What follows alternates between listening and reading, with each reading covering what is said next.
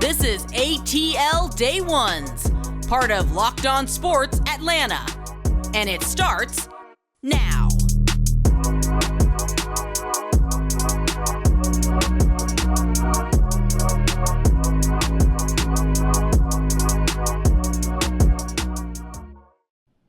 It is ATL Day Ones with Jarvis and Tenitra. Want to just tell you and wish you a happy Monday.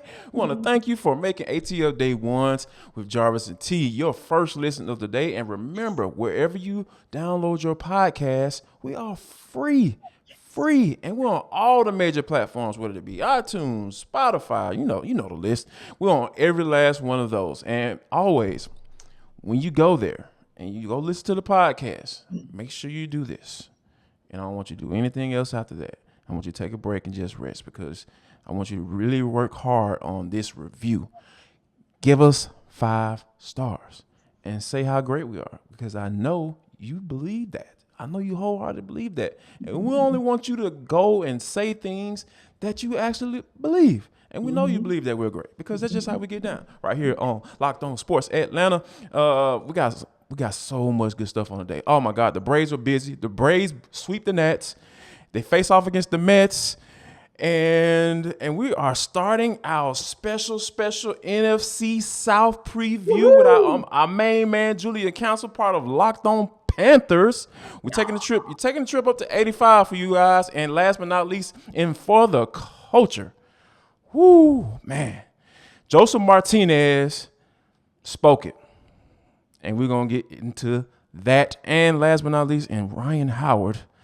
She's doing Rhyne Howard type things.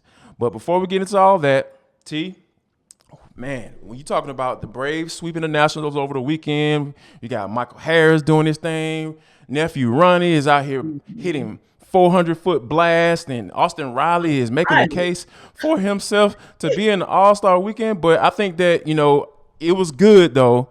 All things considered, it was good for the Braves to actually do exactly what they were supposed to do, and that's sweep the Washington Nationals. I agree. And just to tee it up on, that last game, if you will, although this was them the entire series, the consistency of it, but so many other positives there as well. Ian Anderson having a nice little solid bounce back. Been looking for that. Exactly, because this is the second game in a row where he's gone 5+ innings and he's been able to get that run total down, those earned runs down, and even his walks. So look, that's a positive that we look for. And then we talk about the bullpen and we were like, last week, at the midpoint, what's that bullpen looking like? And they really showed up last night where you had Colin McHugh to throw a scoreless inning. And he's been so smooth. He really has. He's just been so smooth when he comes into the game. Yeah. Jarvis, because I don't know if we really kind of, quote unquote, give him all the flowers, if you will. But definitely last night he gave you all the reason to know why he deserves that. And really, it was that whole bullpen just coming in and doing their work.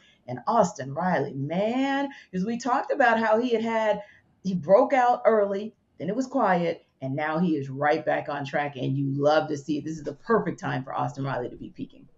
No doubt about it. And I think that it kind of speaks to just the type of guy he is because, you don't really hear too much from him. He kind of just is a lunch pail type guy, and he just kind of goes to work and just – he just does what he's supposed to do. Like, the guy's on pace to hit over 40 home runs, and nobody's really talking about him. But, but we're going to talk about him because we're going to talk about why he probably should have been on that All-Star roster. But before we do that, Tenitra, tell them about the sports card investor, the people that we love, and they have come on board with Locked On Sports Atlanta. What they got going on?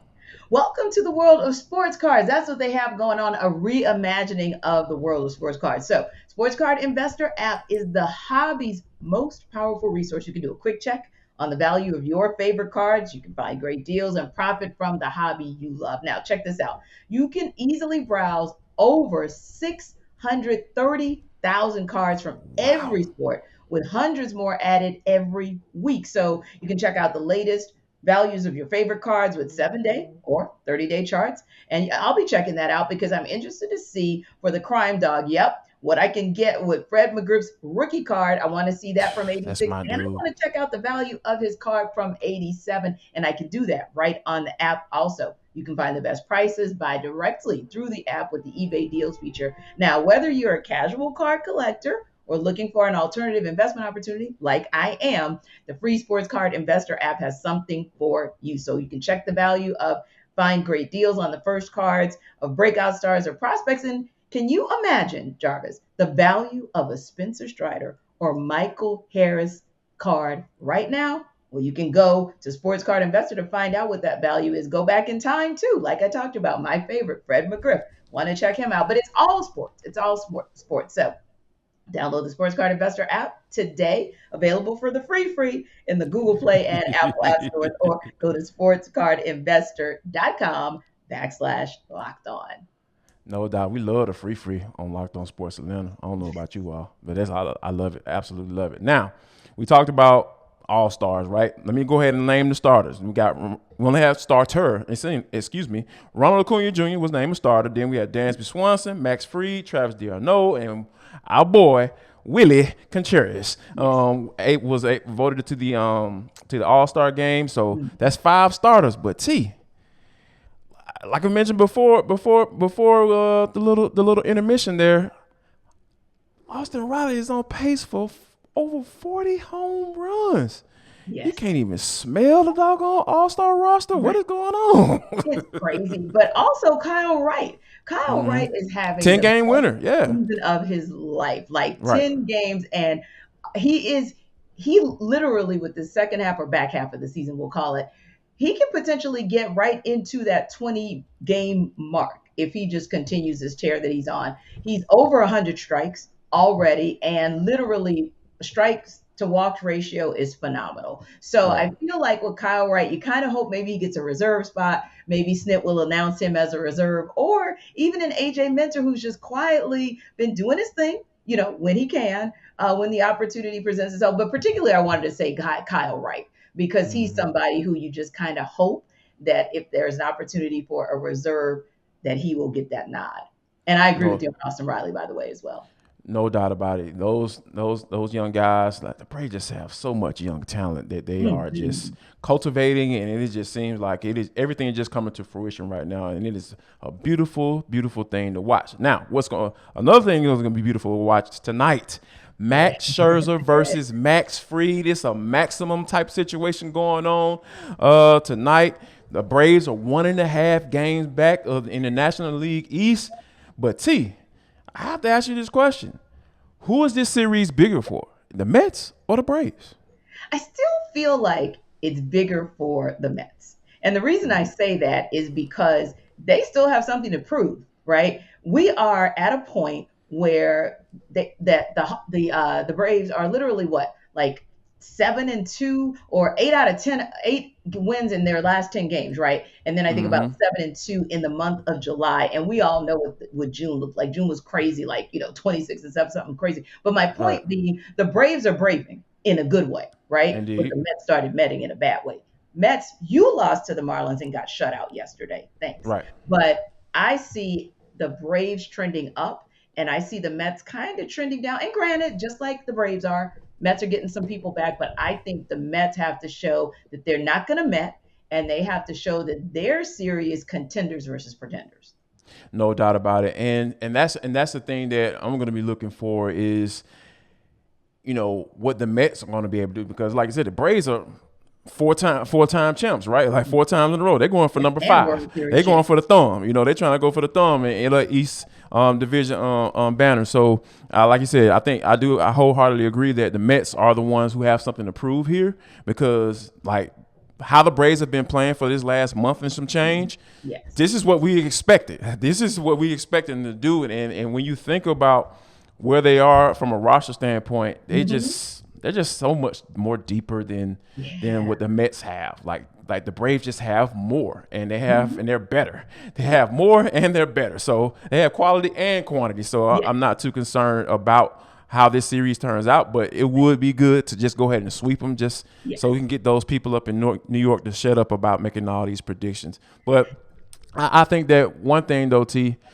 that we may have to make a prediction about is – wow. I'm really at a space now where you have the Braves, And whether we just talk about how great their roster is, right? But the Braves have been making some moves. They have traded for Robinson Cano with the San Diego Padres, and they traded away Drew Waters. Yep. Like, Alex Anthopoulos is willing and dealing. Like, what is going on? Are you kind of getting a good vision of what Alex Anthopoulos is trying to do? I know about the Robinson Cano thing, but wow, just kind of give me some insight as far as what you're thinking as far as what Alex Anthopoulos got up his sleeve. Now we know he always has something, but it seems like he got some. He's cooking up something in the kitchen, and I'm trying to smell what's going on. Right. So I'm going to just give a little petty shout out to AA on that Robinson Cano, because if you insert him, you brought him up from the minors today, so he's at least available for the active roster. Now, whether or not he starts ahead of Orlando Arcia, well, that remains to be seen. Phil Gosselin is gone, so there's that. So you literally don't know what Robinson Cano is. But what even from a hashtag petty perspective, you get somebody who's still being paid $24 million by the Mets and who's still a serviceable second baseman. So I like that move for all those petty reasons that I just mentioned. But also, I think that when you look at the prospects and you look at a Drew Waters, or you even go back to a Christian Pache and you look at Michael Harris, right? These are the prospects that we've been talking about for the last several years. And yet Alex Anthopoulos was okay parting ways with Pache. He's okay with parting ways with Waters, but look who he brought up from AA, and look who is actually delivering relative to Pache. I know Drew Waters really didn't get an opportunity, but I say all that to say that Alex Anthopoulos must see something, whether it's in the draft, right, or whether it's continuing to get assets so he can go out and get somebody else that he might need. I trust what he's doing, but I think it also goes to show that the Braves had that much confidence in Michael Harris that they were willing to part ways with Pache and Waters, but not him. I think that's probably 100% of why he was able to trade Drew Waters, because, the hype machine behind him was loud and clear until he got to AAA and started muddling around up there a little bit longer than what people expected. Yeah, exactly. He was like, he's okay. So, but I think that, he's going to get the opportunity to play, and, you don't want anybody to kind of flame out in AAA. You want the guy kind of, especially when you come in with the hype that he was coming in with. So, yeah, he's going to get an opportunity to play over there, and we're going to continue to watch our guy, Michael Harris, NL Rookie of the Year. I'm calling it. Let's go. Go ahead and give it to him, and, and see and enjoy, that combination, that's that main staple in the center field. But coming up next, though, we're about to take a trip up to 85 North, headed to Charlotte to try to see what's going on with the Carolina Panthers. They just traded for Baker Mayfield. Yes. But does that even really matter as far as what is the end result in the NFC South? We'll ask our main man, part of Locked On Panthers, Julian Council, next, right here on Locked On Sports Atlanta. Welcome back to ATL Day Ones. I am Tenitra, and that is Jarvis. And thank you guys again for just supporting us the way that you do. As always, when you go to wherever you download your podcast, make sure that you give us a 5-star review. We appreciate it, and we definitely take your feedback seriously. So thanks again for rocking with us, especially today because we are kicking off a series, NFC South, around the NFC South. So we have a special guest for you guys today. But before we talk about that and before we bring our guest in, Jarvis wants to tell you a little bit about Athletic Greens. Athletic Greens, y'all. Let me tell y'all, have you been trying to figure out how to have better health? Have you ever trying to figure out how you can get all you need in one scoop, one shot of some good old greens, the Athletic Greens? Athletic Greens got you taken care of, right? Because, one thing I've been struggling, I've been trying to get my health together, get this weight loss, and I'm telling you, Athletic Greens has been able to do that. And what is Athletic Greens, Jarvis? With one delicious scoop of AG1, you're absorbing 75 high-quality vitamins, minerals, whole food source, superfoods, probiotics, and adaptogens to help you get your day started. And just a little fact for you. It contains less than 1 gram of sugar, no GMOs, no nasty chemicals or artificial anything, and it costs you less than $3 a day. You're investing in your health, and it's cheaper than your whole cold brew habit. You can go, so jump on this bad boy. All right, so let me tell you what Athletic Greens is doing for you, right? To make it easy, Athletic Greens is going to give you a free 1-year supply of immune-supporting vitamin D and 5 free travel packs with your first purchase. All you have to do is go to athleticgreens.com/MLB Network. That's athleticgreens.com/MLB Network to take ownership over your health and pick up the ultimate daily nutritional insurance. Go to Athletic Greens. I love it. I love it. And obviously, Athletic Greens is a big deal, and maybe something that went on down the road, or should I say up 85 was a big deal recently as well. And here to talk about it is Julian Council from our Locked On Panthers network. Thank you guys for just joining us and representing as far as we start this NFC South going around the room, if you will. So we start in Carolina. And thanks again, Julian, for joining us. So look, we're going to just get this question out of the way right off the bat. You already know what it is, right? Yeah, I know what it is. Acquired Baker Mayfield for a 2024 conditional draft pick, of course, last Wednesday. The Panthers did, and reports say the Browns maybe viewed him as a little immature, maybe didn't have behavior that was good for the locker room, kind of divided that locker room. So I just wanted to know from you, Julian, what were your initial thoughts when you heard that Carolina was getting Mayfield, and are you concerned about his fit with this team?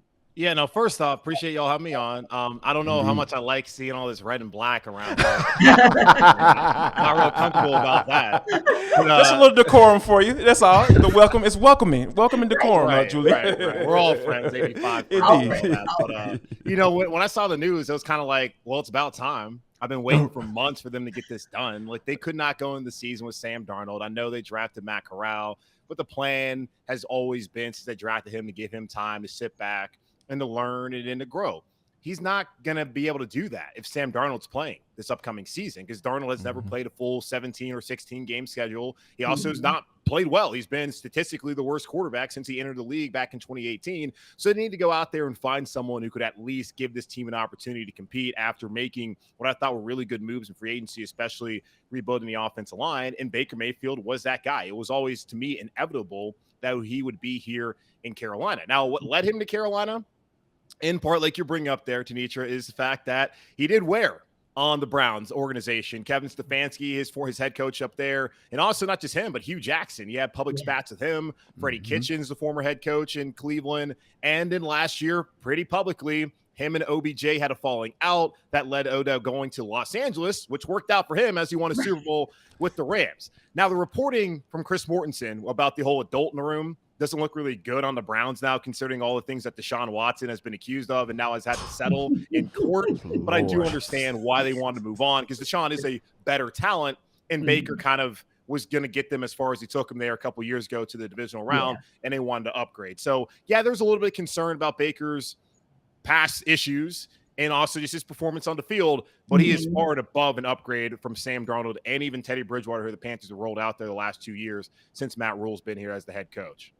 So let me ask you this, Jarvis. It might be easier to kind of segue into, because Julian's kind of already brought it up. And, my question was around that very thing. So you sign Mayfield, but you retain Darnold, but you draft Matt Corral. So does that change the long-term strategy for the Panthers at QB? And the reason Jarvis and I wanted to ask you is because we've been facing a similar situation here in Atlanta, where the Falcons signed Marcus Mariota, but then they draft Desmond Ridder. Of course, Matt Ryan is gone. And so the question becomes long-term strategy here. So we wanted to know what what you believe the long-term strategy is there. I don't know. I don't think they even know. Like, that's the thing about this. That's a great answer, Julian. There has been no semblance of a plan at the position since Matt Rule got here. And I don't even count the first 2 years of ownership of David Tepper when he inherited Cam Newton, Ron Rivera. The last 2 years, that's when I look at his ownership, when he brought in his own head coach, a guy who came from college. And historically, college coaches have not had much success as of late. And you look at the Nick Sabans, the Steve Spurriers, even the great ones, which Matt Rule was not at Baylor or Temple. They couldn't even win in the NFL. And he's decided to bring him in and bring in Teddy Bridgewater, which at the time felt like, okay, Teddy can be a bridge quarterback, no pun intended. And then you get your guy, maybe like a Justin Fields in 2021. But instead, they said, nah, we don't want to wait for a rookie to develop, so let's go ahead and bring in Sam Darnold. And we also have that worked out predictably so, he was terrible like he was in New York. Now with Baker here, and even after they drafted Matt Corral, I have no idea who's going to start week 1 of 2023. And I talked about it on my show recently how that's not a great situation. Like for now, it's a Baker Mayfield show, but who's going to be running the show next year? I have no idea. I don't know how y'all feel about Desmond Ridder. I was talking to one of my friends the other day, just looking at all the NFL quarterbacks who are going to start this upcoming season. I could name 4 or 5 that weren't drafted in the first round. Teams don't typically draft a quarterback in the 3rd round and expect for them to be their franchise quarterback. I don't know if Atlanta's thinking about that with Desmond Ridder. Next year is perceived to be a deeper quarterback class. So I think you guys are going to be pretty bad. So you're going to have a good opportunity to get somebody like CJ Stroud or Bryce Young next season.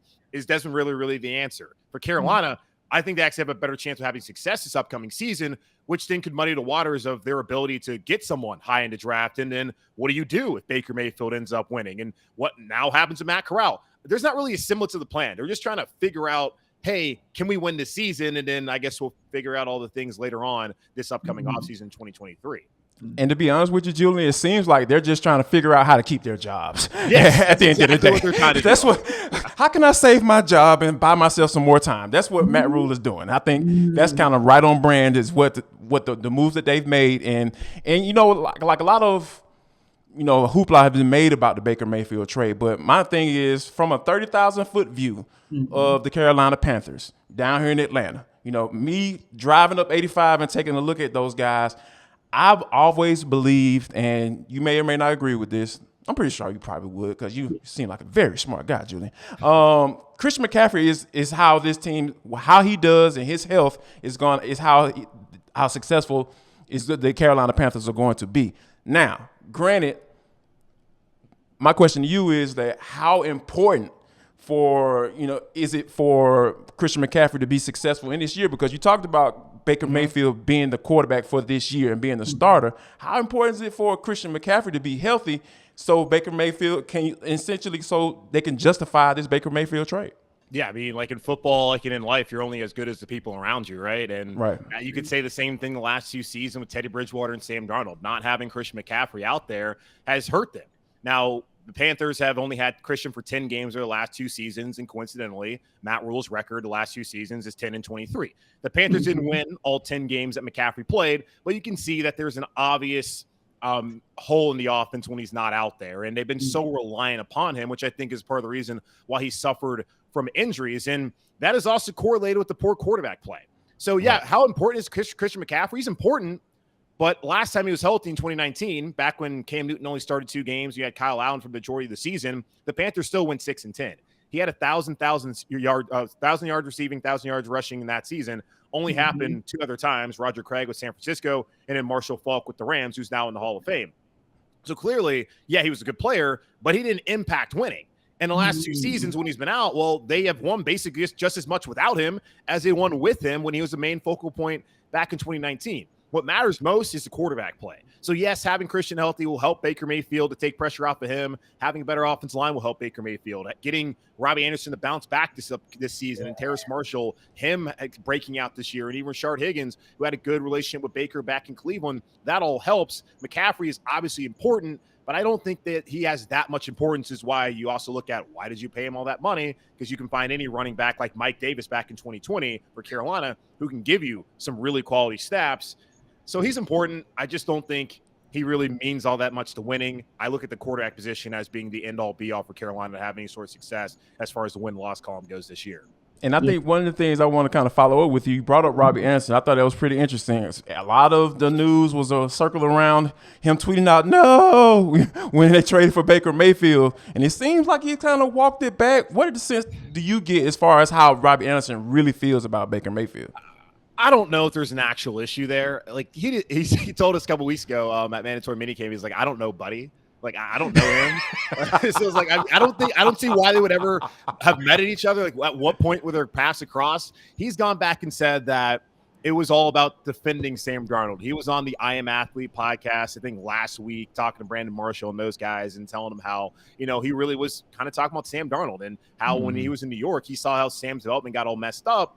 in that he was just trying to defend a guy he's played the majority of his career with as his quarterback more so than to try and denigrate Baker Mayfield, a guy who, as he allegedly says, he doesn't know buddy. So that's all well and good, bro. But if you put a comment like that saying nah to having interest in trading for Baker Mayfield, you're opening up a lot of criticism for people to interpret it however they want. You didn't add the context. Now that you add it later, it's hard to believe, especially when you go back to last season and on the sideline, Robbie Anderson's yelling at Sam Darnold, cussing him out, telling him to tighten up, and I'm sure far more colorful words. I don't know how much I really believe that he's all on board with Baker Mayfield. But if he wants to have a better season, he better get on board, because his best chance at having a bounce back year and getting another contract is to have Baker Mayfield start and play well, and then be on a good rapport and have a good relationship head into 2022.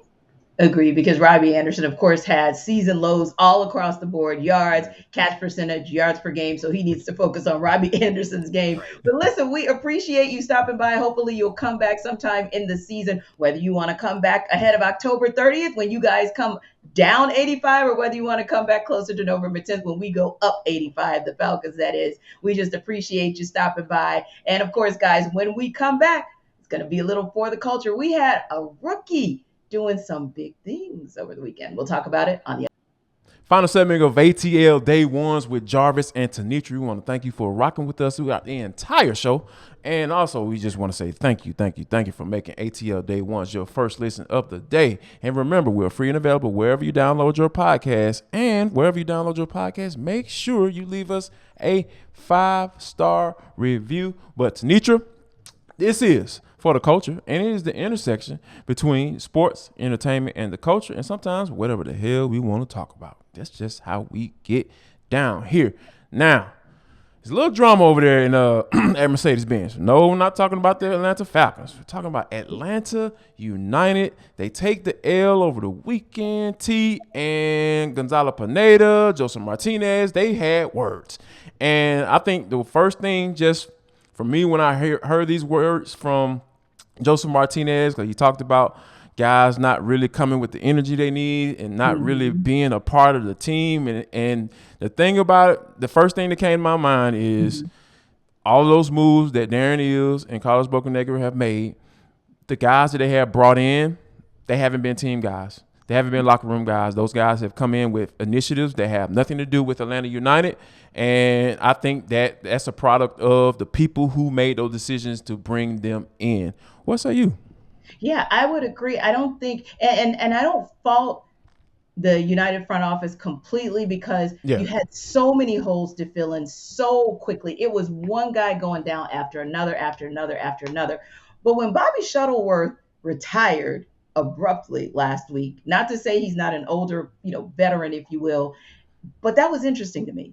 And then we come here and we see arguably the worst loss in franchise history on home pitch, right? Yeah, no and doubt. It really makes you start questioning. And then thirdly, we know some of our friends and colleagues who report on United said that was the longest wait for Gonzalo Pineda, because everybody was in that locker room for forever. And I think, and especially you can say this as a player, former player, when you're in, even me, I can tell you from my perspective of being on certain teams, when we're behind closed doors that long, is probably because we're not agreeing. It's not good. Yes. It's not good. It's not positive. It's not positive. And I started thinking all over the place, Jarvis. I was thinking about exactly what you said. Team chemistry is just not there, because these are just plug and play people. Whether they end up being great or not, or just average players, they're just plug and play at the end of the day. So Josef Martinez, Brad Guzan, and all of these guys that he has built that chemistry with over time, they're not there. So that's very difficult for someone as passionate as he is about this brand to see kind of like going up in smoke. And I can't imagine what it must be for Gonzalo Pineda. But I think to myself, too, I'm not going to postulate too much on this, Jarvis, but just something for us to think about.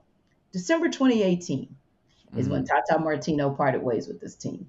Frank DeBoer, interim Stephen Glass, Gabriel Heinze, interim Rob Valentino, and now Gonzalo Pineda. Starting to see a pattern of inconsistencies here, and that concerns me as well. Now, I do think Gonzalo Pineda was the right hire. Don't get me wrong. Right. I think he may end up being the best replacement since Tata departed. But there's just so much flux around there that I'm concerned that I don't know if they can get that together this season by virtue of you just don't have the players to come back and bring that chemistry that we're so accustomed to being critical to what United does. No doubt about it. And the more and more I think about it, the more and more I start to feel that Tata Martino was Atlanta United. Yeah. And the day that he walked out of their door was probably the last time we see the accomplishment that they made when he was here. And it's been it's definitely unfortunate because a lot of people were speculating about that as he was walking out of the door. But hopefully they get things turned around and start to get back on track, because Darren Ills he's a stand-up guy. Like, I got a chance to meet him before, and he's just an all-around great guy. And hopefully they can get this thing turned around. But coming up next, though, we got Rhyne Howard balling in All-Star weekend. We're going to talk about exactly what type of effect she's had on the Atlanta Dream since she's walked on the court. But before we do that, T, tell them about Coffee AM and the effect that they've had on you so far. Oh, I am so excited about this today because we've been talking about driving through Atlanta traffic and how difficult that is. And I've been telling you guys that I've been waiting with bated breath to get the package from this Atlanta-based small batch coffee roaster that you too should definitely check out. And I'm so excited to tell you guys that I can now check it out as well. You guys know that I am a green drinker. So this is the green tea. And look, it even has my name on it. It's so cute. But anyway, that's what they're doing. I cannot wait to tell you guys in the next day or two just how great the product is. It just came. So the landing page, the initial coupon code, we're going to give you all of that because I want you guys to get exactly what Jarvis and I have been talking about for the last couple of weeks. It's the freshest coffee you can get because most of those coffees are roasted either the same day that they're shipped out or not long after that. Again, they have a huge selection. I just showed you the teas, but they also sent us coffee. And even if you're someone who has, I guess, what do you call it, like a Keurig machine or something like that, you can't. Yeah, they got the pods. Yeah, Keurig. Let's go. There we go. I love that brew. That is my favorite brew, by the way, in that pod. Yes. So if you are into supporting locally owned businesses like we are, then go for Coffee AM. Go to coffeeam.com/lockedon today. Take a look at the full menu. I just showed you a little bit of the coffees, the teas, but they also sent me some cool gifts that you can get as well. That's coffeeam.com/lockedon. Use the coupon code lockedon at checkout. Guess what you get? 15% off on your first order of coffees, teas, and gifts. And remember, the best small batch coffee roaster in America is right in your backyard. Well, we know that Rhyne Howard is in our backyard, right down there at College Park for the Atlanta Dream, #1 overall pick, gets selected to play in the All-Star weekend, and she did not disappoint. Not at all. She was one of only two players, the other being the All-Star Game MVP Kelsey Plum, who participated in all three events: skills challenge, 3-point contest, and the All-Star Game. And in the the 3-point game comes out in third place. Amazing. And she gets in, and she gets maybe 15 minutes to play in the All-Star Game because, of course, they rotate them in and out. And in 15 minutes, 5 of 9, 13 points, 5 rebounds, 4 assists. I can't tell you enough about that. And you can tell, Jarvis, when you've made an impact, when the veterans are coming up to you. Folks are coming from the sidelines and just saying like how special a player you are. So you had mentioned earlier about the fact that this seems like it could be a little bit of a down year for the United, which is surprising for us. But now another surprise is that it could be an up year for the Dream that we did not expect, and a rebuilding year for them. And in addition to giving Coach Tanisha Wright a world of credit, as well as the owners and Morgan Shaw Parker leading the team, the players that we see the Dream put on the court, they are putting in that work, and that includes Rhyne Howard. So congratulations to her. Happy belated birthday to you. And we wish that you guys nothing but success when you get back on the court this week to start the second half. Also wish the Braves success in starting the series tonight. Max versus Max. Exactly. Can't wait to talk to you guys about it tomorrow, as well as Hawks Summer League and any and everything going on in this world of sports. So stop here first, and after you stop here, go to Hitting Hard with John Chuckery. We will see you guys tomorrow. Be safe in the streets. Y'all come back now, you hear?